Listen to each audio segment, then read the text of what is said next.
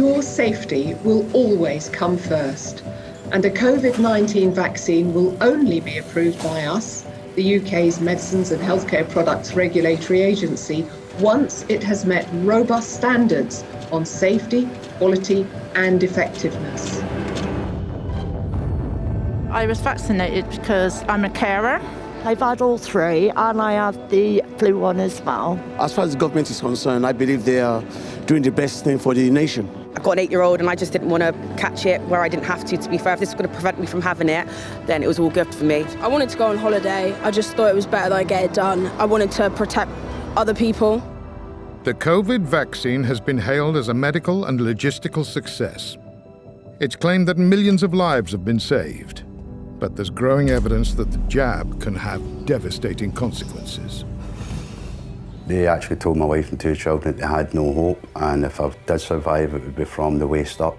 I thought I was going to die. I would go to bed at night not thinking I was going to wake up. Those injured by the vaccine feel unrecognised and abandoned by the NHS and a government they trusted.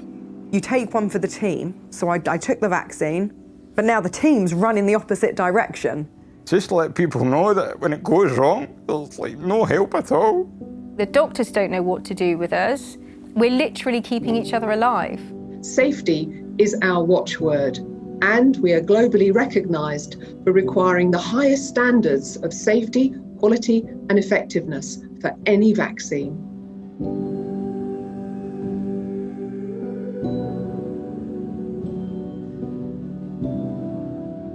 Having been double jabbed and being one of the first to take the Pfizer vaccine, I have, after several months, critically appraising the data, speaking to eminent scientists in Oxford, Stanford and Harvard, speaking to 2 investigative medical journalists and being contacted by 2 Pfizer whistleblowers, reluctantly concluded that this vaccine is not completely safe and has unprecedented harms, which leads me to conclude that it needs to be suspended until all the raw data has been released for independent analysis.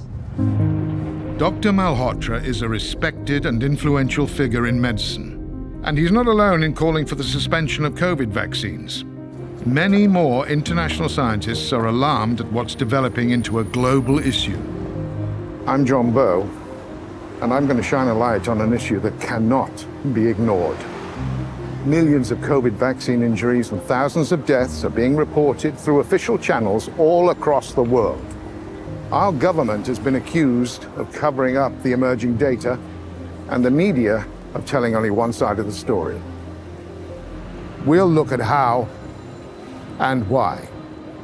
But first and foremost, we give the vaccine injured a voice.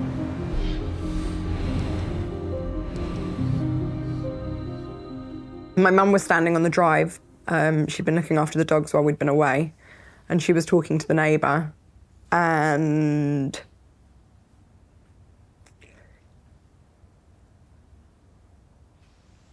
I remember getting out of the car and I burst into tears and I said, please don't be alarmed at how I'm walking. And it was then I really realised, I think after the tremors on the Sunday, that there was something seriously wrong. And I'd been fine up until, I'd been healthy, perfectly fine up until the point of me having my second vaccine. Breathe, breathe, breathe. Breathe, breathe, breathe, breathe, breathe. Okay, come on. Another one.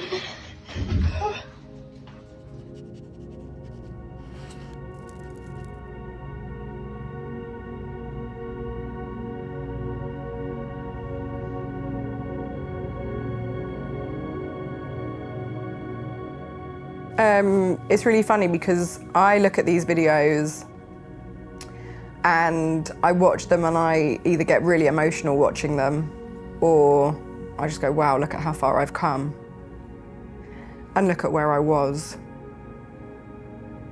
I was on a Zimmer frame. I was in a wheelchair.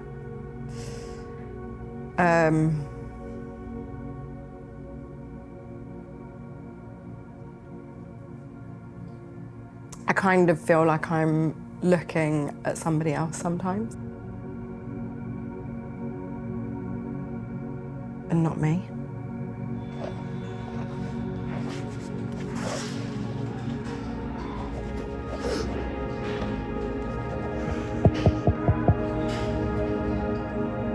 I still suffer now. I suffer with a lot of fainting. I suffer with my legs giving way.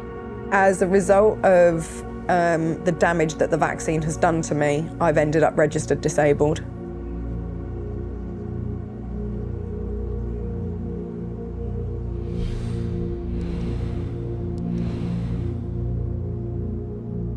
Before I took the vaccine, I was a 57 or 56-year-old scaffolder, absolutely no underlying health conditions. I worked hard, 5 tonnes of steel a day, never been ill.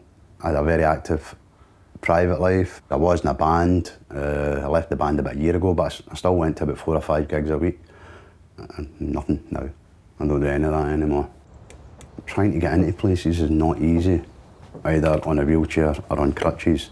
The prosthetic leg is great when it works. I'm still very early, so it's not working the way it should to a certain extent. The doctors actually said that the clots that were in my system were enough that should have been fatal. I've lost my left leg. I'm lucky that I've lost my left leg. I should have been both legs. I'm now going blind in my right eye. Thanks AstraZeneca, it's a gift that keeps on giving. That's the honest answer.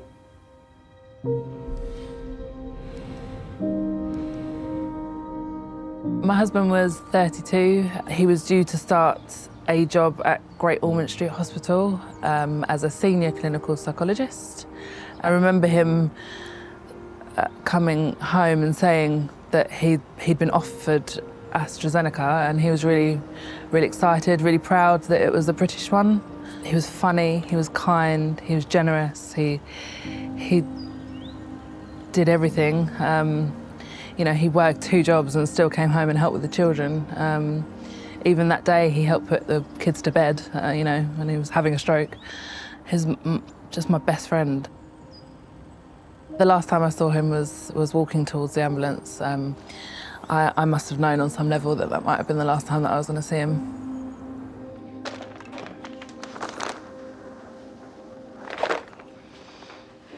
For months, this doctor's widow was forced to use the local food bank because she was living on benefits. She's finally received government compensation, and she accepts it as some vindication. But, she says, it's not enough. It will never be enough. Charlotte is still awaiting an inquest, but across the UK, coroners have confirmed deaths from the vaccine.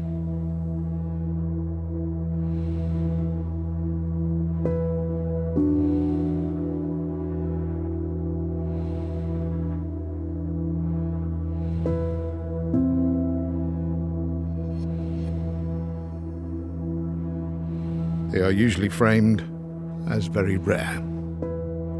But how rare? Adverse reactions should be reported to the Yellow Card scheme operated by the MHRA, the UK's Medicines and Healthcare Regulatory Agency. Their figures to August the 24th show over 430,000 reported reactions, of which 2,240 were fatal. America's VAERS system has almost 1.5 million reports with over 30,000 deaths. Not all these reports will be confirmed as vaccine-induced, but then again, not all reactions are reported. The figures surely demand investigation. Absolutely, absolutely. I don't think anybody can deny that there has been harm. You can argue about how much, but you can't deny that there has been harm.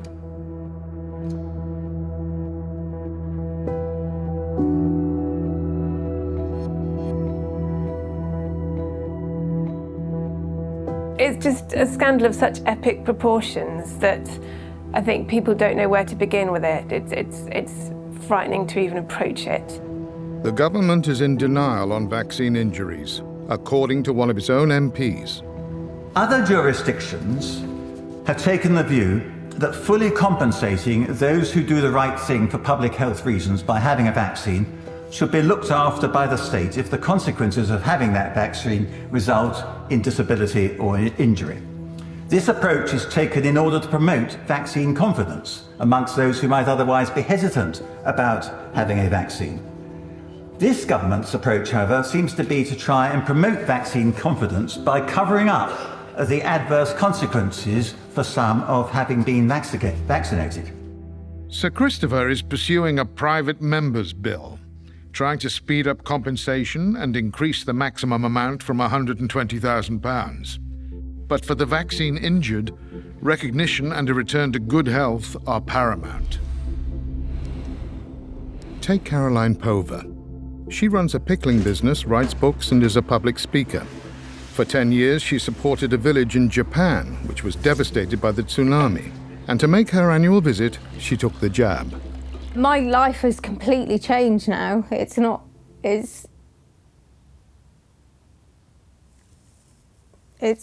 unrecognisable compared to how it was. Sorry.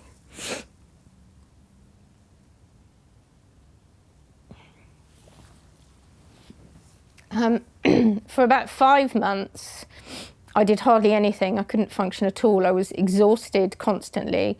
I was in constant pain. Head and eye pain was relentless. I couldn't function. I couldn't walk very far. I couldn't read things, and I write as well as running my business. So I couldn't write anything. I had trouble processing information, so I couldn't work in my business because I couldn't follow the recipes. And I didn't have any physical strength. I got to the stage where I can function at about 30% of how I could function before the vaccine. On a good day, I can maybe do a couple of hours in the kitchen, but then after a while, I have such chest pain that I have to come and lie down in here. And I used to do 12 hours on my feet working in there. It's not about money, it's about having a sense of purpose with your day, isn't it? Jobs and work is for all of us. And if you can't do those things, you do get to the point where you think, I cannot live like this, life is no longer worth living. And we have lost people in the vaccine injured community to suicide. Yeah, I didn't want to live when it was at its worst. I couldn't see the point. These vaccines were tested thoroughly for safety and effectiveness at every stage of the development and manufacturing process. They are also continually being monitored. Now they are being used in the wider population. This means we can be confident that the vaccines are safe and highly effective. Safe and effective? Would millions have been so confident if they'd known how different these gene therapies were? The word vaccine may have served as a reassurance, but by no traditional definition were these vaccines. The definition the authorities are using is not what people understand the word vaccine to mean. The public's perception of a vaccine is, we're thinking about polio and about measles and the conventional vaccines, where you have a very inert part of the virus being used and it prevents the illness. These what we're using now is a different technology, it's new, and it doesn't prevent the illness. Although it's not my traditional area of expertise, my understanding, looking at the data, of the mechanism of harm from the vaccine is that the spike protein, which we believed initially to be localized to the arm, appears to be distributed throughout the body in every major organ system for several months, causing either a direct reaction through toxicity or an autoimmune reaction. And that is the most likely explanation behind the mechanism of harm from the mRNA products. Development of the jabs was done at warp speed, so much so that governments had to indemnify the drug companies against any future injury claims and invest billions up front. They knew they were taking risks. As I understand it then from what you're saying is that it may be that there needs to be some compromise in some of the safety measures that would normally be expected to create a vaccine because time is so crucial. Well, of course, if you want to wait and see if a side effect shows up 2 years later, that takes 2 years. When vaccine efficacy was declared at 95%, relieved governments gave the green light. But Dr. Malhotra argues that the methodology was flawed. Relative risk reduction is a way of exaggerating the benefits of any intervention, clearly which would be in the interests of people trying to sell you something, in this case the pharmaceutical industry. So if, for example, you have 1,000 people in a trial that didn't have the vaccine versus 1,000 people that did, in the placebo group, in the dummy group, you may have 2 people dying, and in the intervention group, you may have just 1 person dying. And that's a reduction of 50%. 1/2 is a 50% relative risk reduction. But actually, you've only saved 1 life out of 1,000. So the absolute risk reduction is only 1 in 1,000. It's a big difference. The guidance has been for many years that we must always use absolute risk reduction in conversations with patients, not just relative risk reduction alone. Otherwise, it's considered unethical. The accusation is that governments acted on Pfizer's relative risk figure of 95% efficacy, when the absolute risk was a mere 0.84%. In other words, you'd have to vaccinate 119 people to prevent just 1 from catching COVID. So we were basically sold on something that ultimately, in retrospect now, was very, very misleading. Red flags should have been raised when the FDA locked away Pfizer's trial data for 75 years while the vaccines were being rolled out. A US court finally ordered their release, and the initial disclosures are alarming. Alexandra Latipova is one of a group of experts who studied the documents. Among her shocking allegations are these. Pfizer skipped major categories of safety testing altogether. The toxicity of the COVID-19 vaccine's mRNA active ingredient was never studied. The FDA and Pfizer knew about major toxicities associated with gene therapy class of medicines. The CDC, FDA, and Pfizer lied about vaccine staying in the injection site. My examination of leaked Moderna documents also revealed that vaccine-induced antibody-enhanced disease was identified as a serious risk. AstraZeneca also met with controversy.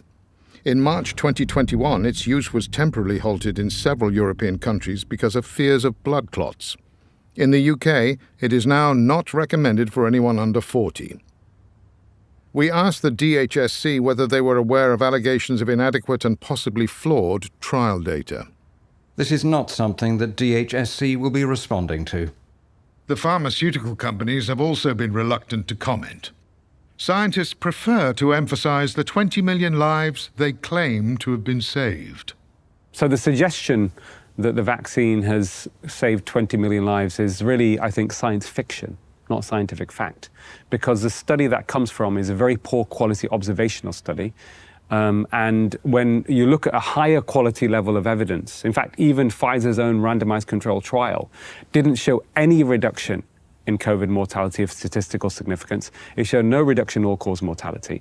So this statement is almost implausible. To be honest, it sounds more like an advert from the drug industry than true science. With so many questions about the benefits and safety of the vaccines, why were they authorized so quickly by the MHRA? And what exactly is the relationship between the regulators and the companies they regulate? A recent article in the British Medical Journal questioned their independence. The MHRA Chief Executive June Rain insists that safety and independence are vital. But this year she admitted that the agency had changed from watchdog to enabler. Rules are written on tablets of stone, and there's a lot of policemen in these places that go around factories, find problems with trials, and generally hold things up. We tore up the rule book, and we allowed companies to immediately start juxtaposing not sequential phases of clinical trials, but overlapping, beginning the next one before the previous had been finished. Doctors, patients, and members of the public must be aware that regulators cannot be trusted to be independent as long as they continue to be captured by industry. Recent evidence that's emerged from a BMJ investigation revealed that 86% of the funding of the MHRA comes from the drug industry. And that's a huge conflict of interest. We asked the MHRA for their observations, but they merely referred us to their official guidance on the safety of COVID vaccines.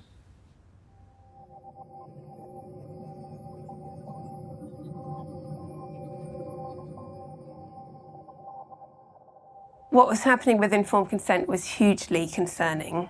I think what concerned me the most were doctors who weren't informing themselves. They've been very busy and they haven't done their own research. They've just accepted everything that they're told. A government guideline comes, and we've seemed to have disrupted the doctor-patient relationship. There were many, many doctors who were getting all of their information from the BBC in their lunch breaks, and who accepted at face value, because of the word vaccine, that these were going to be safe and effective. That was a real dereliction of duty. I think the lack of acknowledgement of vaccine injuries being a major issue is rooted in willful blindness. Specifically, human beings turned a blind eye to feel safe, avoid conflict, reduce anxiety, and to protect prestige. The General Medical Council responded, "It is not within the remit or expertise of the GMC to assess the scientific or evidential basis for the recommendation made by the Joint Committee on Vaccination and Immunisation, or the decisions made by government and public health bodies. But we do regularly share and discuss our guidance and its application with government health officials and other relevant stakeholders. We expect doctors to follow the principles in our guidance and use their judgment about how to apply these in the circumstances of the pandemic." Later, why did the government continue driving the vaccine campaign? When scientists had learned it didn't prevent infection, it didn't prevent transmission. And statistics show the vast majority of the population was never at risk from serious illness. And Dr. Jones, a consultant paediatrician who's always been pro-vaccination, has this stark warning. The children are at low risk, they don't need this vaccine, and the harms are real. Hi folks, I'm here at St Thomas's where I've just had my first AstraZeneca vaccine, and quite literally I did not feel a thing, and I cannot stress how important it is for everybody to get their vaccination. Get your jab when you're asked to do so. It's good for you, it's good for your family, and it's a great thing for the whole country. So please get your jab. Thanks very much. Can I ask, why did you get vaccinated?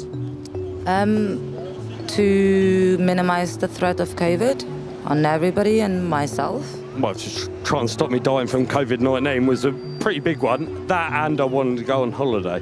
Why did I get vaccinated? Because I didn't want the COVID, but I still got it anyway. I was ill all over Christmas, and I don't know quite what it was, but they said it's not COVID, it was something to do with COVID. But I know that I could have quite easily called an ambulance, I was that ill. Were you told about any potential side effects from the vaccine?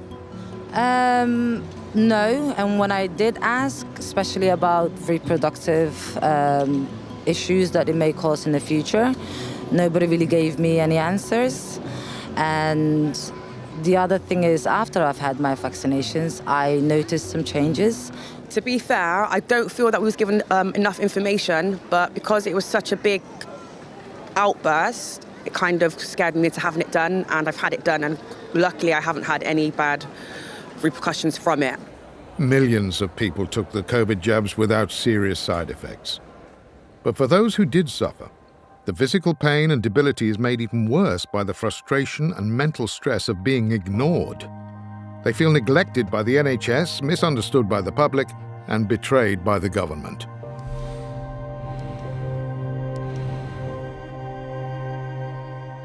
Before I was fit and healthy, and used to do boxing, would do CrossFit, you know, do a lot of weight training and, you know, keep myself in good shape. When I had my Pfizer booster, that's when my world just totally crumbled. I remember one time grabbing onto the side door saying, I'm going to die. I couldn't even get to the toilet. They were so frightened. His body was shaking, it was jerking. It was horrendous. Absolutely horrendous. My heart got elevated when I was on standing. I got really sick. I was being sick for 6 weeks. I was retching, being sick and throwing up every single day. My heart cramped. It felt like somebody had grabbed my heart and twisted it 3 times. I had brain fog. I developed a slur. I would slur my words and I developed a stammer. I had seizures. My body can't regulate temperature anymore. It's totally ruined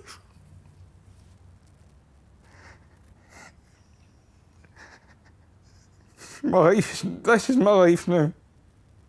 Stuck in my bed every day with no help from anybody.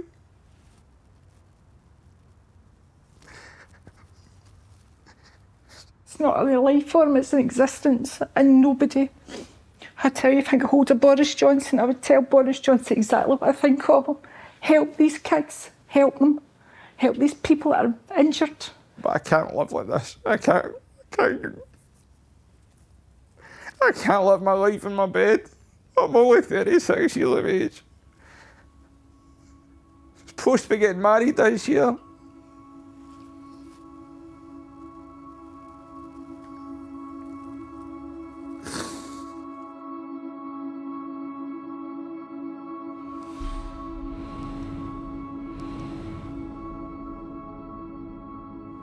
I thought I was going to die. I would go to bed at night not thinking I was going to wake up because of how much pain my heart was in and the fact I couldn't breathe.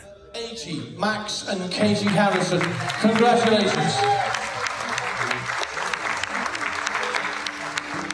We were ranked number 6 in the entire world for amateur ballroom and Latin dancing in the 10 Dance Championship, and we were one of the highest ranking couples in the UK and subsequently the world. Our ambition is to become world professional 10 dance champions, European, international and British professional champions, and we aim to do that within the next 8 years. So I got my second jab, and for the first 2 to 3 days, completely normal. I was dancing, I was preparing for the World Championships. So this is, I'm going to the gym every day and practicing.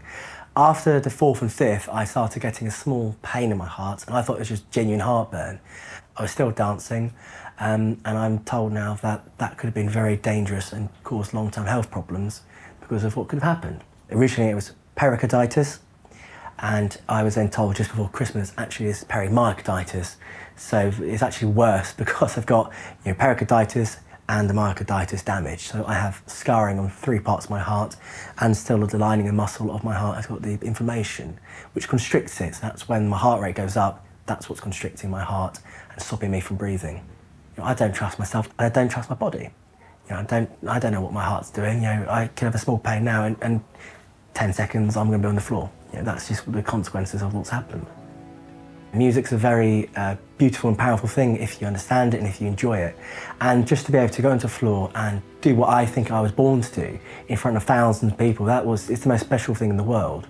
And having lost that, I can't even begin to tell you how bad it feels.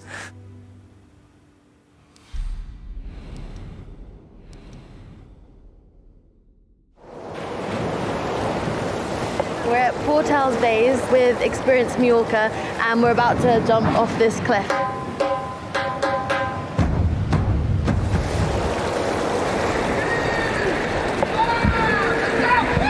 I used to be in the Olympic team for synchronized swimming. I used to train 6 days a week, 10 hours a day, incredibly hyperactive. I was also always known as the person that was like running around set, doing stupid things, backflips when I shouldn't be doing them and stuff like that.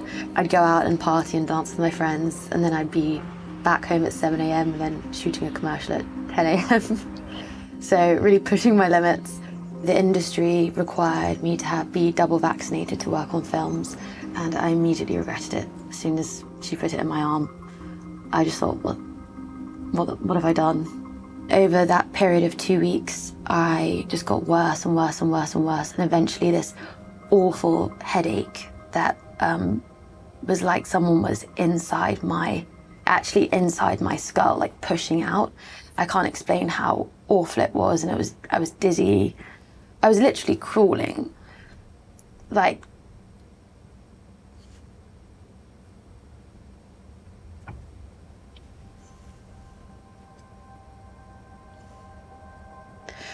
I really thought my life was over. Because I couldn't even cook for myself. I couldn't even stand up. I couldn't care for myself. My mum would come and see me, I think like twice a week, to change my bed sheets for me, do a food shop for me, clean my house for me.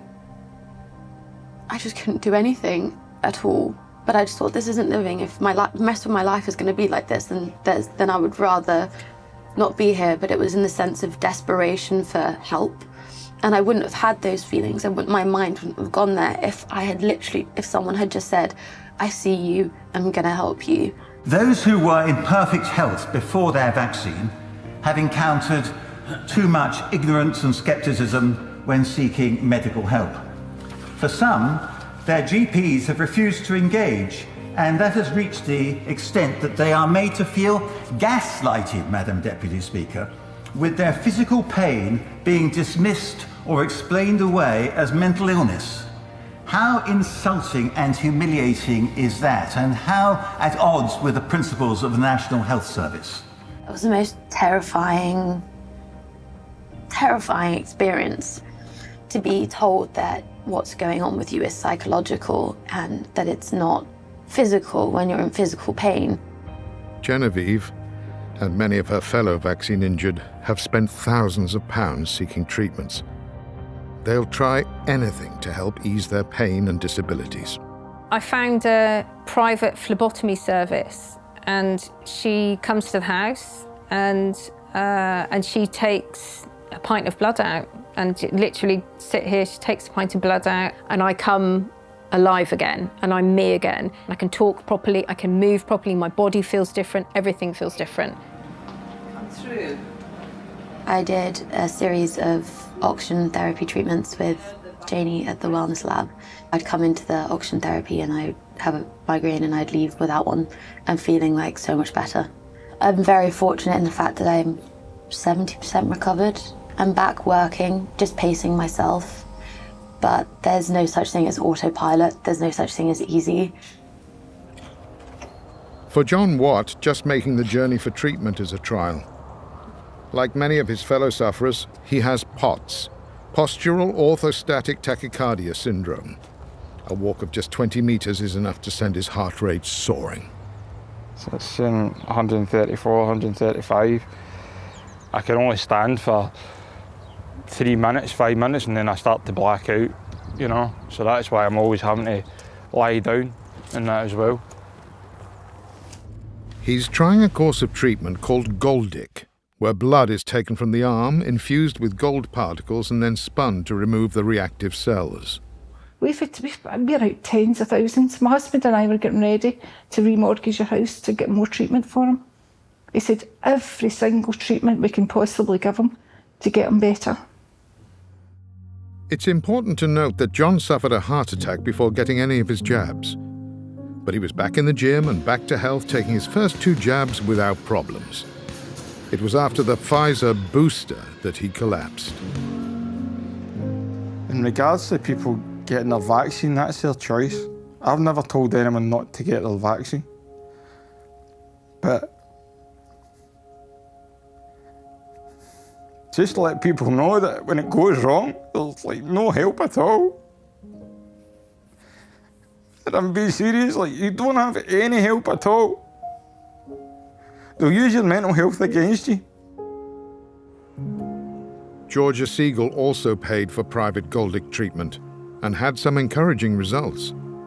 Although the treatment that I've had has helped me dramatically and significantly and given me back a certain quality of life, it's not the quality of life I had before I had the vaccine. None of these treatments guarantee a cure, And the tragedy is that for most healthy people under the age of 70, there's very low risk from COVID-19. The benefits of vaccination are questionable. One thing that's become very clear now is that the vaccine doesn't prevent transmission, and in fact has very limited efficacy, if any, in preventing infection. Therefore, it becomes an issue of individual choice.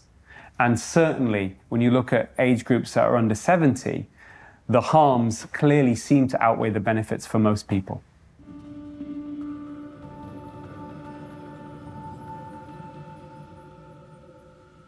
This chart reflects deaths of people with COVID up to May 2022. And the numbers increase dramatically as the age groups rise. The vast majority are over 70 years old, and especially over 80. We asked the DHSC why the vaccine campaign targeted all age groups, and whether it accepted that the vaccines were not preventing infection or transmission. This is not something that DHSC will be responding to. Let's now look at the data after the vaccinations began. These are deaths from any cause amongst 15 to 44-year-olds in England and Wales. There is a notable increase in 2021, the year of vaccination, higher even than 2020 when COVID emerged. Young men seem particularly prone to myocarditis, inflammation of the heart. This data from America shows the expected rate of myocarditis in blue against actual cases in yellow within 7 days of a vaccine. Note the increase in younger age groups, particularly 18 to 24s. It's hard to ignore reports of sudden deaths and collapses, in particular on the sports field. It's just been unbelievable how many people, not just footballers, sports people in general, you've had tennis players, you've had cricketers, basketball players, just how many are just keeling over. And at some point, surely you have to say, this isn't right, this needs to be investigated, And it might turn out that it's because they've had COVID and this is what COVID has perhaps done to their hearts. It might be that the vaccines are causing these problems, but we need to find out why. Why, in 2022, are many more people than usual dying, as confirmed by the Office of National Statistics? For instance, deaths are up 11.7% in 10 to 14-year-olds and almost 15% in the 55 to 59 age group. Overall, that could equate to over 75,000 excess deaths in England and Wales this year, and not from COVID. The Daily Telegraph is reporting that deaths in the aftermath of lockdown could be greater than COVID itself. There are calls for an investigation, mentioning lack of healthcare, stress, long COVID, even the cost of living. Why on earth isn't COVID vaccination under suspicion when there are so many reports of adverse reactions here and around the world? It beggars belief. And yet, when there are so many questions on the efficacy and safety of COVID injections, the government still pushes ahead with a program of immunization. And for children. Last April, the NHS began a rollout of jabs for those aged between 5 and 11. Letters of information were distributed to parents across the nation. And in southeast London, the NHS went further still, sending bright, smiley envelopes directly to the children. Inside, there was a packet of sunflower seeds to, quote, bring some joy and sunshine into children's lives. Directly below, the vaccination message, quote, to give them the best protection. It all marked a major U-turn in policy. The likelihood of children having significant detriment if they catch COVID-19 is very, very low. So this is an adult vaccine for the adult population. Nevertheless, this summer the NHS added COVID-19 to the regular vaccination schedule for 5 to 15-year-olds, even though the government does not recommend Pfizer for under 12s and AstraZeneca for under 40s. It was a move that prompted 78 leading professors, doctors and analysts to write this to the MHRA. We strongly challenge the addition of COVID-19 vaccination into the routine child immunisation programme, despite no demonstrated clinical need, known and unknown risks, and the fact that these vaccines still only have conditional marketing authorization. I'm so deeply concerned at the lack of balance and the risk of harm that is, and that's really why I've been speaking out. I feel I have a moral obligation, an ethical obligation to at least let as many parents as possible know that they don't need to get their children vaccinated. This is not necessary. The children are at low risk, they don't need this vaccine, and the harms are real. Now, government advice seems to have changed yet again. From September the 1st, children who turn 5 can only get a first and second dose of COVID-19 vaccination if they are either at high risk due to a health condition or living with someone with a weakened immune system. And it appears that children aged between 12 and 15 can only be boosted if they too are at high risk. So, if the jabs really are safe and effective, why are they now being limited? We asked about the changes. This is not something that DHSC will be responding to. If some of the contents of this program have surprised you, in our final part, we'll show you how and why the mainstream media only told you one side of the story, and how the government used psychological techniques to nudge the nation into compliance. You come in? It's gonna be good. Come on, mate. Come on, let's go. Don't miss out on your 2 COVID jabs. Don't miss out on the good times.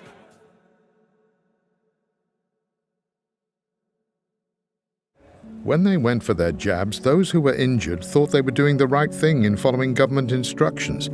They might even have lined up behind you. And yet the government, the NHS, the media, all those who encouraged vaccine take-up, they've all backed away.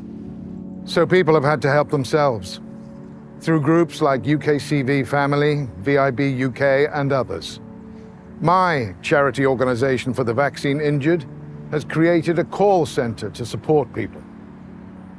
The indifference that we've all experienced is unnecessary and cruel. We want to support each other. That's the main thing our group is doing, is supporting each other, because we've got no one else to talk to. The doctors don't know what to do with us. Nobody else really knows what to do, so we're just trying to help each other. On a weekly basis, I get told that someone is suicidal. Caroline and I have both had to call the police before because we've found an online suicide note. We have frequently found ourselves in regular contact with somebody, private messaging, saying someone who's literally on the edge at that moment. And these support groups are keeping people alive. We get abuse from both sides. We're kind of stuck right in the middle. There are people who are very pro-vaccine who hate you. There are people who are very against this vaccine, if not all vaccines. They hate you too, all for different reasons. This is the feeling that you get from people and you're stuck in the middle. And that's a very, very lonely place to be. The plight of the vaccine injured will be on the agenda when Baroness Heather Hallett finally holds her COVID inquiry.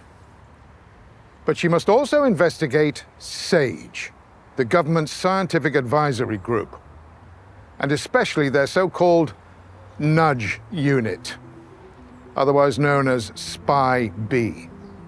Why did they drive such a culture of fear? From this evening, I must give the British people a very simple instruction. You must stay at home. Earlier, on the very day of that historic Boris Johnson speech, SAGE met to discuss Spy B's methods of achieving behavioural change. The tactics were agreed. The influence is clear. The coronavirus is the biggest threat this country has faced for decades, and this country is not alone. All over the world, we're seeing the devastating impact of this invisible killer. And though huge numbers are complying, and I thank you all, the time has now come for us all to do more.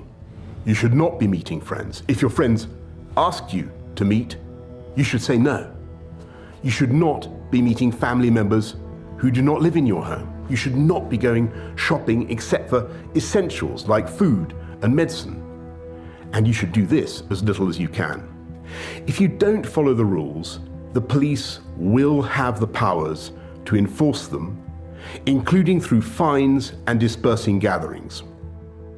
The way ahead is hard, And it is still true that many lives will, sadly, be lost. This is an important update from the government about coronavirus. Someone on your street, at your supermarket, or in your park is highly likely to have COVID-19. Do not go out unless absolutely necessary. Do not meet up with anyone outside your household. Do not put the lives of your loved ones in danger. This is a national health emergency. Around 1 in 3 people have no symptoms and are spreading it without knowing. Keep your distance. Exercise. Don't socialize. Stop the spread. Stick to the rules. If you bend the rules, people will die. I think what's important to understand is over the last 2 years, there has been the promotion of unethical psychological techniques to encourage behavioural change, such as the use of fear, artificially increasing the sense of being afraid in order to get people to change their behaviours. And so fear drove the lockdown. It was the strictest of peacetime regimes with untold damage to businesses, education, mental health and family life. In this atmosphere, deepened by fatality numbers which experts now tell us were inflated, the only way out, apparently, was vaccination. People have got to understand vaccination is going to be, in the end, your route to liberty. For the world at large, normalcy only returns when we've largely vaccinated the entire global population. And once vaccines were approved, the promotional campaign went into overdrive worldwide. Our fellow Americans, the science is clear. These vaccines will protect you and those you love from this dangerous and deadly disease. My name is Michael Caine. I've just had a vaccine for COVID. It's really important to know that the vaccines have all been through and met the necessary safety and quality standards. There's no evidence that it affects fertility. So roll up your sleeve. It's not just your own life you'll be saving, it's other people's lives too. Trust the science and get on with it. The vaccine rollout was a logistical triumph and may well have prevented hospital admissions and deaths. But when 9 million adults in the UK chose to remain jab-free, the nudge became a threat. No jab, no job, vaccine passports, and vilification of what were termed the anti-vaxxers. The nut jobs, the anti-vaxxers, dangerous obsessives. I don't want them sitting next to me in the theatre. I don't want them standing next to me at the theatre bar. I don't want them next to me or anywhere near me or even in the same carriage on the train. Frankly, if you're not vaccinated at the moment and you're eligible and you've got no health reason for not being vaccinated, you're not just irresponsible. I mean, you're an idiot. When you use unethical psychology on a population, you actually start to see splits and divisions occurring. And that's really dangerous because you also encourage othering or the demonization of people. So we see that kind of not just fear being raised, but also anger being raised as well. They deserve to be punished, and I've told my friends this as well. In fact, I have blocked my friends who have said they're not getting the jab. They are dead wood in my eyes. Tens of thousands of people would not bow to the drive for mass vaccination. They demanded choice, and they accused the mainstream media of promoting government propaganda.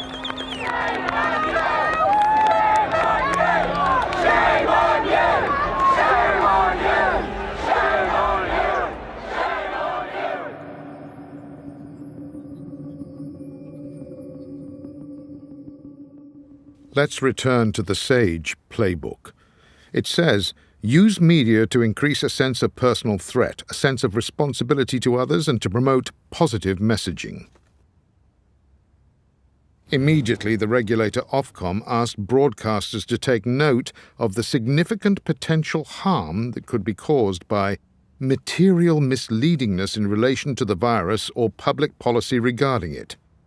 They warned of taking appropriate regulatory action on any breaches. And note the date.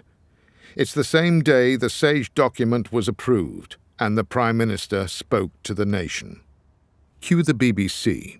Just to let you in on a journalistic point here, we actually don't, as a matter of editorial policy, we don't debate with anti-vaxxers whether they're right or wrong. We actually don't do that. So the BBC doesn't engage with so-called anti-vaxxers, even when they may be right. And when several huge marches took place in London and across the UK, they were virtually ignored by the BBC and the rest of the media.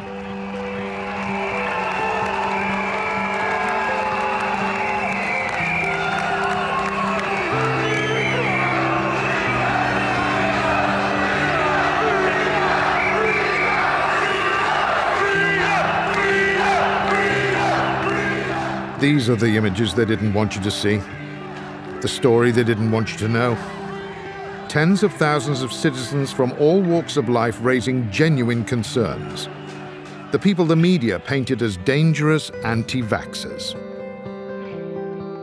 And it just so happens that the government has spent an estimated £500 million of public money for media advertising.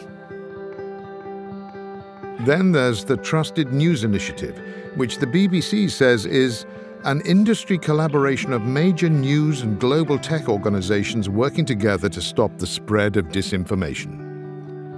The partners include the BBC, Facebook, Google, YouTube, Twitter, and Microsoft. It sounds laudable, but what it really means is that governments, the media, and the big tech companies are working to a common script. Their script. Their version of the truth.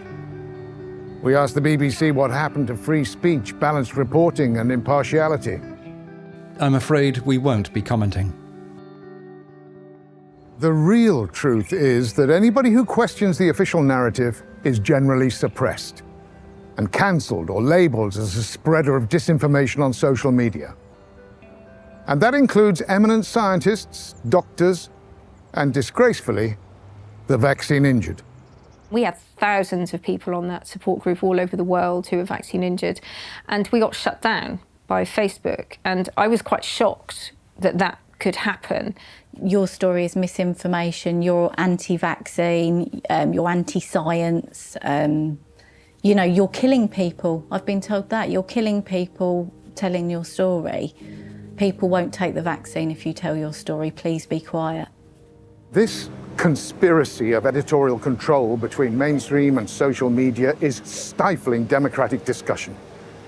A proper debate might have led to better informed choice on the vaccines and potentially fewer injuries.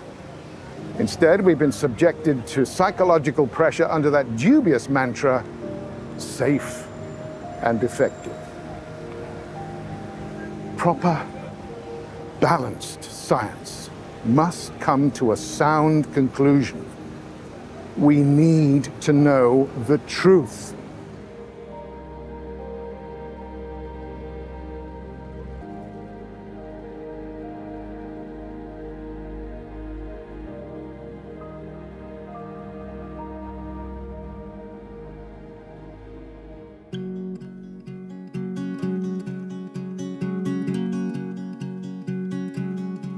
Through the madness and the lies, as they're holding back the truth, no matter what they try, I will always fight for you.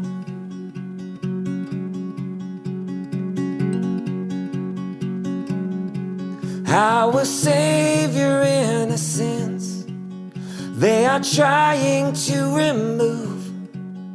I am here at your defense, and I will always fight for you. Yes, I will always fight for you. I will stand here in the way, and I will not give up on you. I will shield you from the pain.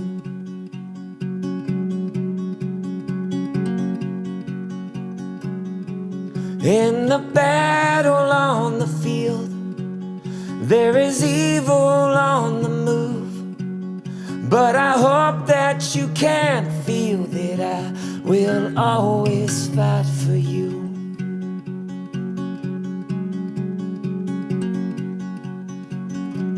So to every single mother, father, stand up for your sons and daughters. Do not back down, don't let up. You are all they have for armor, so make this a war to win. Look in their eyes and tell them that I will always fight for you.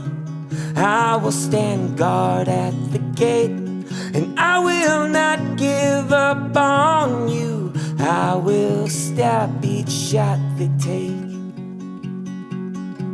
Yes, I will always fight for you. I will always fight.